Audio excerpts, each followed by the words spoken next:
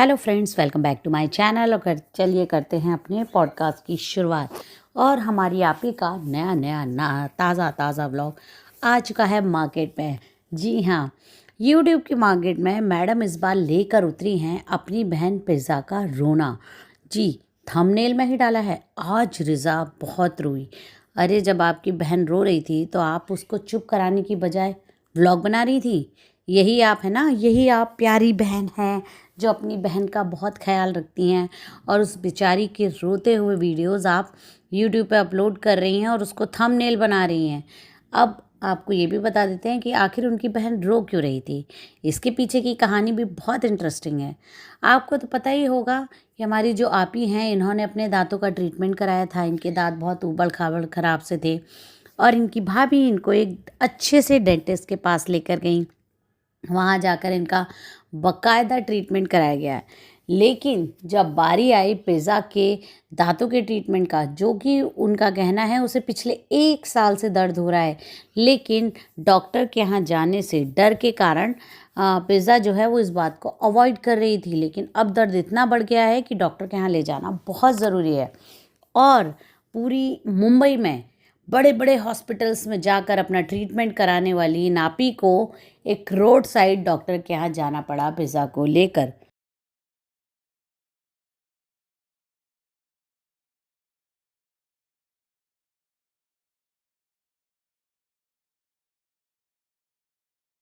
क्योंकि जाहिर सी बात है, यूट्यूब चैनल हमारी आप ही का है, तो खर्चा भी तो उन्हीं पर होगा ना। पिज़्ज़ा है, पेहान है, उनकी अम्मी हैं जी, या उनकी खाला हैं, उनके ऊपर वो ज़्यादा पैसे क्यों वेस्ट करेंगी। अब ये छोटा क्लिनिक था, छोटा डॉक्टर था। इसका अंदाज़ा आप इसी बात से लगा सकते हैं कि जब बात आई दांतों का एक्सरे लेने की, तो वो एक्सरे लेने के लिए इनको अलग किसी सेंटर में जाना पड़ा, क्योंकि उस डॉक्टर के पास ये फैसिलिटी भी अवेलेबल नहीं थी। मैं आपको बता दूं, जनरली आजकल जितने भी डेंटिस्ट होते हैं उन सब के पास ये फैसिलिटी होती है। उन सब के पास ट्रीटमेंट देने के साथ साथ एक्सरे की फैसिलिटी खुद होती है। आपको किसी अलग सेंटर में जाकर एक्सरे कराने की ज़रूरत नहीं पड़ती है। और ना ही ट्रीटमेंट लेने के लिए आपको 4-5 सिटिंग के लिए जाना पड़ता है। रूट कैनाल तो जर्नली एक सिटिंग में ही हो जाता है।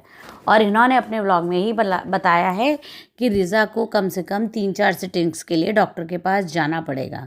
तो जाहिर सी बात है, वो कैसा ही डॉक्टर होगा जिसके यहाँ एक्सरे की फैसिलिटी नहीं है।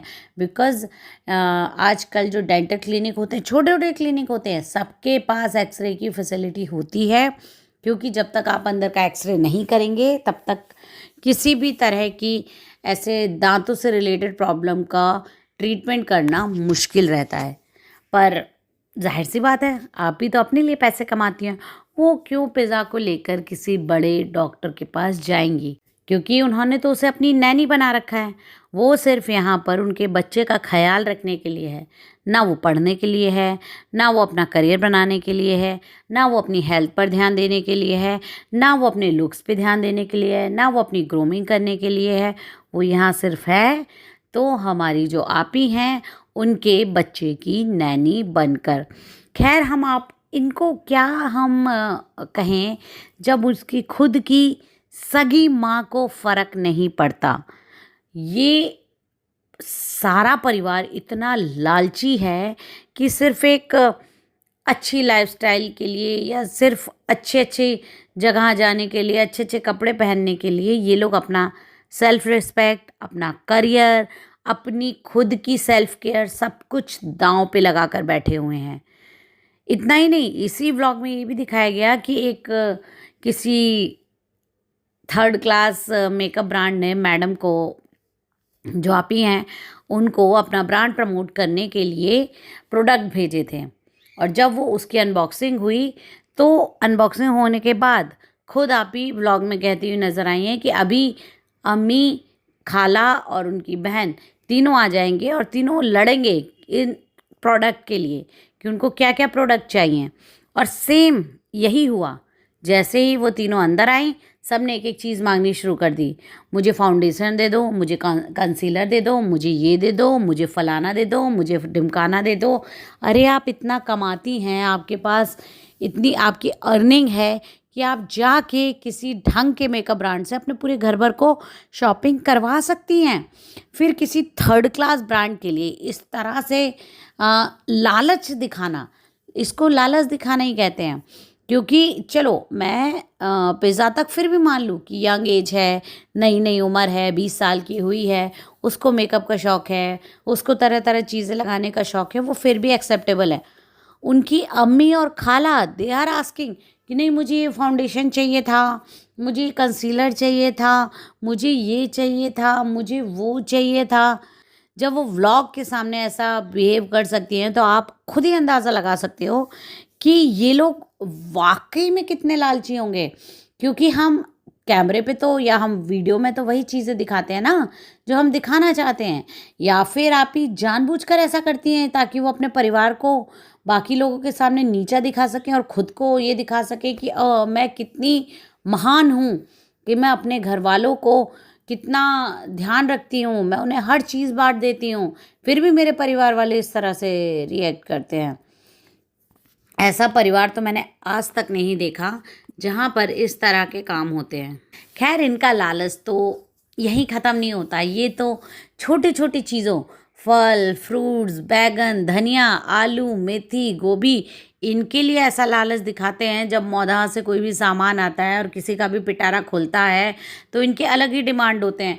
भोपाल से आएंगे तो वो टोस्ट, बिस्किट, फाफे, पता नहीं क्या क्या छोटी छोटी चीज़ों के लिए ये इस तरह से बिहेव करते हैं जैसे इनको लाइफ में ना कभी ये खाने को मिला था, ना कभी ये देखने को मिला है। तो ये हर एक चीज़ पर कब्ज़ा जमाना चाहते हैं। अब इसके पीछे दो रीज़न हो सकते हैं। या तो ये दुनिया को ये दिखाना चाहते हैं कि हम कितने डाउन टू अर्थ हैं, कि हम इतनी छोटी छोटी चीज़ों के लिए खुश हो जाते हैं। तो मैडम मैं आपको बता दूं, ये आपका जो बिहेवियर है ये डाउन टू अर्थ वाला बिल्कुल नहीं है, ये लालची बिहेवियर है। ये दिखाता है कि आप लोग बैगन, धनिये और पालक और मेथी के लिए इस तरह से बिहेव करते हैं। अपने कोई फल फ्रूट आता है उसके लिए इस तरह से बिहेव करते हैं। तो इन सब बातों से ये बहुत ही क्लियर हो जाता है कि ये क्लियर कट आपका लालच है, जहां आपको हर एक छोटी चीज़ खुद दबा के रखने की आदत है। आप लोग को कुछ भी सामान आए आपको वो सबसे पहले चाहिए। अब इनकी जो बहन है, किसी भी चीज़ से कोई डब्बा निकलेगा, किसी भी चीज़ से कुछ भी छोटा सा सामान निकलेगा, ये खुश हो जाएंगे। ये अब 18-20 साल की ये लड़की है जो स्टेशनरी के सामान से खुश हो जाती है। अरे जब तक आप बच्चे होते हो, 14-15 साल के हो, स्कूल में पढ़ रहे होते हो, समझ में आता है कि बच्चों को स्टेशनरी का शौक़ है, बच्चों को तरह तरह के लंच बॉक्सेस अच्छे लगते हैं, पेंसिल बॉक्सेस अच्छे लगते हैं। लेकिन 20 साल की उम्र, 20 साल में तो आप एक अडल्ट बन जाते हो, जहां आपके ऊपर सरकार भी आपको वोट डालने की जिम्मेदारी देती है। उस उम्र में आपका इस तरह से बिहेवियर ये दिखाता है कि आप कितने मेंटली डेवलप हो, आपके अंदर किस तरह के थॉट्स हैं, आपकी लाइफ किन उसूलों पे चल रही है। खैर इतना लालच तो खाली इसी परिवार में देखने को मिल सकता है, और इसी परिवार के लोगों में हिम्मत हो सकती है जो अपने व्लॉग में ये सब बातें दिखाकर और उनसे पैसे कमाते हैं। चलिए आज के लिए इतना ही। इस बात पे अपनी राय आप ज़रूर हमें कमेंट बॉक्स में बताइएगा, और चैनल को लाइक, शेयर और सब्सक्राइब करना मत भूलिएगा।